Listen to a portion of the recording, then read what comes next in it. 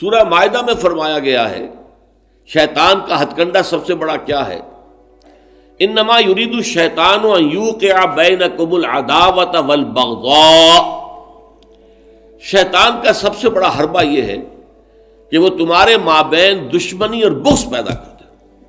یہ شیطان کا سب سے بڑا حربہ ہے.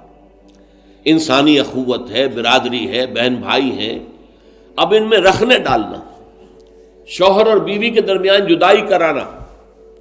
یہ آتا ہے ایک حدیث کے اندر بھی کہ ایک دفعہ شیطان جو ہے اس کے بہت سے کارندے اس کے ساتھ جمع تھے، ہر ایک اپنی کارگزاریاں بتا رہا تھا، میں یہ کر کے آیا ہوں، میں یہ کر کے آیا ہوں.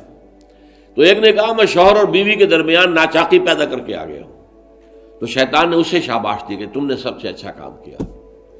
اس کی وجہ یہ کہ اس سے پورا خاندانی نظام مختل ہو جائے، اور جہاں خاندانی نظام جو ہے وہ خراب ہو جائے تو پھر اس معاشرے کے تباہ اور برباد ہونے میں زیادہ دیر نہیں لگتی. تو یہ در حقیقت شیطان کا جو حربہ ہے ان یوقع بینکم العداوۃ والبغضاء، تمہارے مابین دشمنی اور بغض پیدا کر دے. تو یہ تبذیر اس کا سب سے بڑا ذریعہ ہے.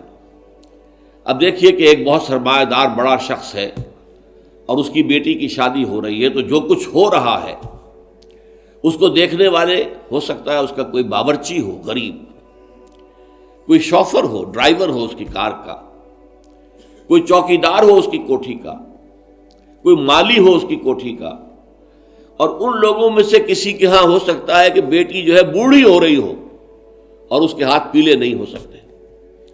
جو معاشرے میں کم سے کم جو تقاضے پیدا کر دیے گئے ہیں شادی کے لیے وہ بھی پورے کرنے کے لیے اس کے پاس پیسہ نہیں ہے. اب یہ سارا جو وہ دیکھے گا ریل پیل دولت کی، اور جو یہاں پر دولت لٹائی جا رہی ہے، تو اس کا نتیجہ کیا ہوگا؟ اس کے دل میں شدید احساس محرومی پیدا ہوگا. ہیوز اور ہیو ناٹس کا ایک شعور اور احساس اور ادراک پیدا ہو جائے گا. یہ مترفین ہیں، ہم محرومین ہیں. اور معاشرے کے اندر جب یہ احساس پیدا ہو جائے تو پھر اس معاشرے کا عطیہ پانچا ہو جاتا ہے. اس لیے شیطان کا جو عمل ہے کہ لوگوں میں بغض اور عداوت پیدا کر دیا جائے، تو تبذیر کے نتیجے میں بھی وہی شے حاصل ہوتی ہے. ان المبذرین کانوا اخوان الشیاطین وکان الشیطان لربہ کفورا.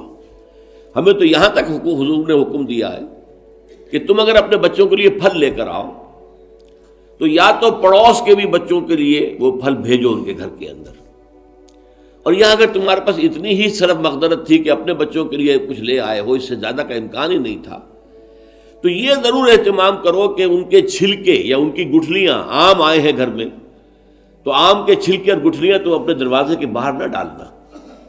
تمہارے پڑوسی کے بچے دیکھیں گے کہ ان کے گھر میں آج آم آئے، انہوں نے آج آم کھائے اور ہمیں یہ میسر نہیں ہے. تو وہ احساس محرومی کا داغ ان کے اندر جو پیدا ہوگا وہ دلوں کو پھاڑ دینے والا ہے. یہ اور ہیں، ہم اور ہیں. من دیگرم تو دیگری، تم اور ہو ہم اور ہیں. ہم کوئی ایک امت کے لوگ نہیں ہیں. چاہے کتنے ہی واعظ آپ پلا دیں مسجد کے اندر کھڑے ہو کر انما المؤمنون اخوۃ، لیکن جب یہ شکل ان کے مشاہدے میں آتی ہے تو وہ کبھی ماننے کو تیار نہیں ہوتے کہ یہ گھر والا جو ہے یہ بھی میرا بھائی ہے.